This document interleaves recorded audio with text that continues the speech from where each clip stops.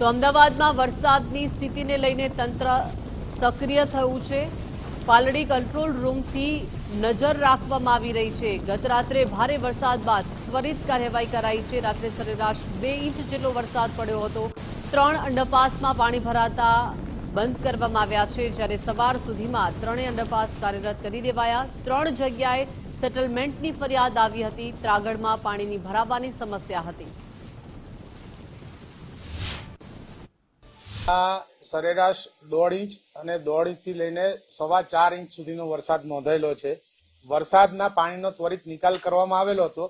સવારના ટ્રાફિકમાં કોઈ સમસ્યાનો પ્રશ્ન ઉદ્ભવેલ નથી, સિવાય કે 3 અંડરપાસમાં મીઠાખળી, અખબારનગર અને મકરબા અંડરપાસમાં થોડા સમય માટે બંધ રાખવો પડેલો હતો। મીઠાખળી તો રાતના 3 વાગે જ ખોલી દેવામાં આવેલો હતો। મકરબા અંડરપાસ પણ સવારે 7 વાગે ખોલવામાં આવેલો હતો। અખબારનગર પણ વહેલી સવારે ખોલી નાખવામાં આવેલો હતો। 3 જગ્યાએ સેટલમેન્ટની ફરિયાદ આવેલી હતી। એક ત્રાગડ, એક નવરંગપુરામાં બે લોકેશન હતા અને એક ગોતામાં હતું।